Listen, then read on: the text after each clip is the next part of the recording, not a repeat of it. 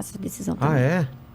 Porque a minha mãe, quando eu era criança, que eu levei a minha mãe pra igreja e tudo, e ela se converteu e ela teve essa conexão com Deus, na adolescência ela teve um cisto no seio dela. E ela entendeu que ela tinha que parar de projetar o futuro dela em mim. Quando ela teve essa conexão com Deus, essa experiência, eu já tinha 12 anos. E aí ela falou assim, daqui pra frente eu preciso entender se você vai querer fazer isso por você mesma. Porque eu não vou mais projetar a minha vida em você. Entendi. Eu preciso cuidar de mim, da minha vida, e você precisa saber o que você quer fazer da sua vida. Como você tem 12 anos, se você decidir continuar no meio artístico, eu vou continuar te levando nos testes, mas moderadamente, conforme eu posso, e com algumas coisas só, assim, sem, porque ela também estava grávida do meu irmão. Sim.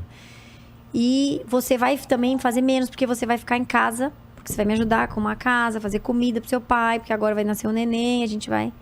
Então, eu tive que abrir mão também um pouco das coisas e também tive que... E aí, eu fui indo pro teatro, que era um lugar seguro também, mais seguro pra eu estar.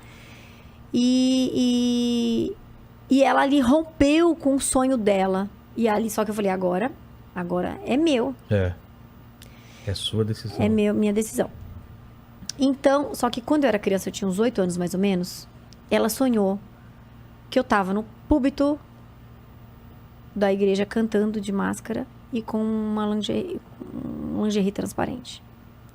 Nossa. E ela teve um sonho, ela acordou e tal, ela chorou muito porque nesse sonho ela teve uma conexão, ela entendeu que todo mundo estava contra ela na igreja, ela foi perseguida, Só que ela esqueceu o sonho e quando aconteceu a tiazinha, ela lembrou do sonho.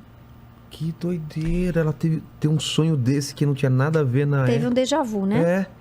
Do que ia acontecer se talvez ela tivesse se a gente tivesse Continuar. tomado outras decisões. Não.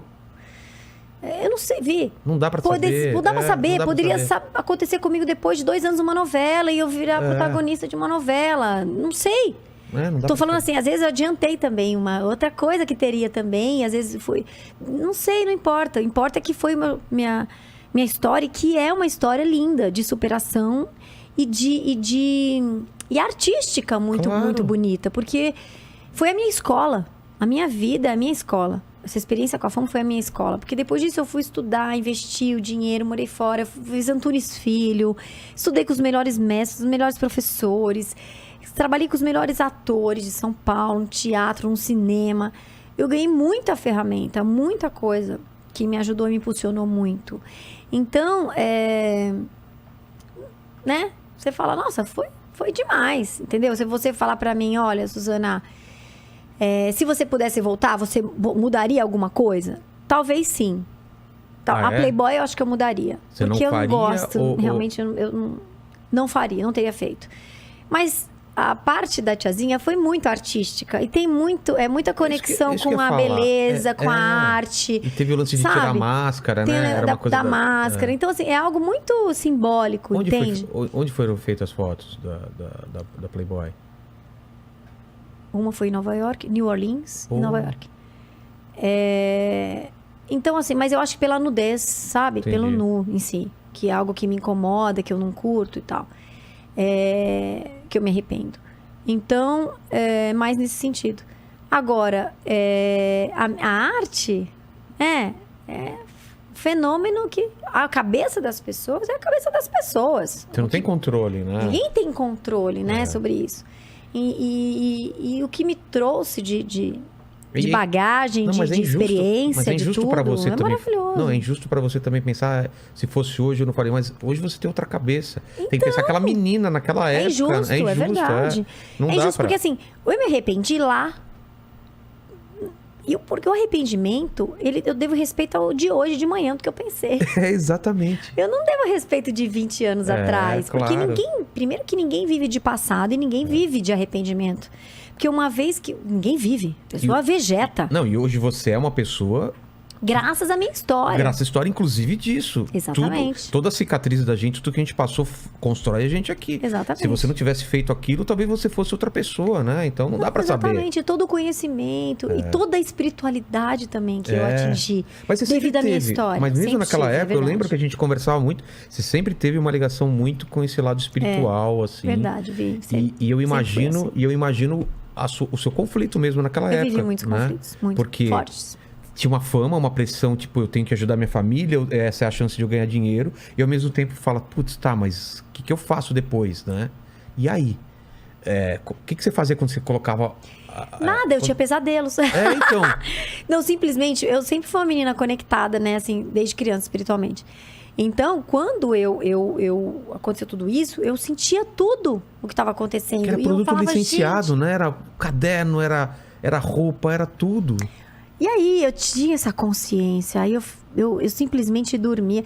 No carnaval, eu vi aquilo ali lá de cima, Aquela loucura. eu falava, o que eu tô fazendo aqui? Sério? Mesmo na época você pensou isso? Esse não é meu mundo, isso tá acontecendo, eu não tô Sempre, entendendo. não É tô mesmo? entendendo, não... Era como se eu tivesse eu não tava lá. Era um eu sonho, tava lá, como se mas fosse não um tava lá. sonho. É como se fosse, eu tava em coma. Eu fiz uma peça na USP desse trabalho, que eu tinha um grupo de pesquisa lá. A gente tem até hoje, mas depois que eu tive filho, ficou meio complicado. Mas, e eu pesquisei muito essas questões, porque na hora de criar a dramaturgia, porque eu fazia mestrado em pedagogia do ator, né? Tava fazendo, mas não consegui finalizar. Por conta das dificuldades que eu tive para engravidar, eu tive que fazer algumas escolhas. Mas a minha pesquisa vivia em torno disso. Era em torno disso. E ao mesmo tempo, eu trazia para o corpo algumas memórias para nascer uma nova história lá, cenicamente. Entendi. Começava com Pilates, depois trazia uma música da época, depois trazia... E aí ia surgindo uma nova dramaturgia, um novo texto. E criei algumas peças nessa época. E... Nossa, eu lembro de... Tinha uma cena que eu tava em coma. Na peça, você tá falando? Na peça. Tá. Foi aí que fui entendendo. Em coma, e enquanto eu ficava dançando e projetando a personagem dançando e a Suzana em coma. E tinha uma outra que era um jogo de espelhos, que a rainha, né, a tiazinha, ela conseguiu me colocar dentro do espelho. Tinha um espelho no chão na peça. Você tava aprisionada dentro do espelho. Nossa, cara, isso tem... foi tão forte esse trabalho. Isso é muito forte. Muito forte. Era como se você tivesse aprisionada, a tiazinha tomou conta naquilo, não tinha controle, você não tinha mais controle durante um tempo. Nada. Nossa. Eu estava em Porque coma. as coisas iam acontecendo, igual a né? Branca de Neve, deitada. As coisas iam acontecendo. As coisas iam acontecendo. Assina aqui, faz não sei o que, tem contrato novo, tem que não sei o que, e uma coisa atrás da outra. E eu simplesmente, parecia que eu tava vivendo, porque eu tava trabalhando e ganhando dinheiro. Gravadora, 250 mil cópias de todas as capas de revista. Mas eu não tava... E como eu atriz, eu ia lá, representava super bem. Cantava bem, afinada a pessoa. Exato. Né? E fazia porque era minha arte. Eu gosto, amo criar, ia lá, fazer reuniões e criava e escolhia tudo, música, coreografia, tudo, né? Mas quando eu tava sozinha... Batia essa... E eu dormia, não conseguia dormir. Eu pedia pra minha produtora em Portugal. A gente ia sempre pra Portugal, porque toda hora eu tava em Portugal. Portugal era igual ao Brasil. Muito sucesso lá em Portugal? É mesmo? Programas de televisão, shows. Vivi em Portugal. Nossa. Era 2 finais de semana em Portugal. 2 Tiazinha. no Brasil. Tiazinha. E aí, cara, eu dormia nos castelos, né? Hotel de castelos. E eu pedia pra Ângela ou a Eli, que era minha camareira, dormir comigo. Porque eu tinha tanto medo dos pesados. Que eu ficava cutucando, querendo acordar. E falava, se eu ficar me mexendo, você me acorda de madrugada. Você vê o que a mente tava brigando lá dentro, né? Eu via meu corpo saindo, assim, eu dormindo na cama, e meu corpo saindo. Cara, um desespero, assim, desespero. Carnaval, via vultos, via coisas, assim, eu falo, hoje eu vi... Hoje você entende melhor. Via tanta coisa que eu não posso nem falar aqui no programa. Não, mas eu sei porque eu já estudei, já sou da igreja também, sabe que essas coisas que estavam rondando, né? Não, que estão, né? Que estão sempre rondando, né? Sempre rondando. Então, mas eles me mostrou tudo, assim, aberto, assim, ó, tipo... Como se fosse Matrix, assim. Pegou fogo no último carro que eu saí, na última escola, no lugar que eu ia sair, antes de eu subir, 5 minutos antes de eu subir na... Olha a energia que tava... Não, pegou fogo no lugar que eu ia estar. É mesmo? Antes, 5 minutos. Antes de você... Antes de eu entrar aqui na Gaviões, aqui em São Paulo.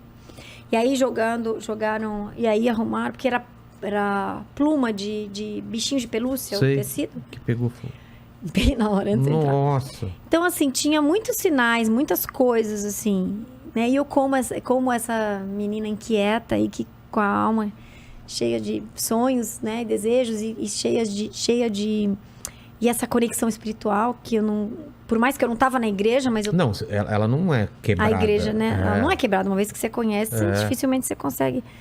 Né? E quando você tem um chamado e você sabe que você tem consciência, foi, né, alicerçada nisso. Então eu tinha total compreensão de tudo.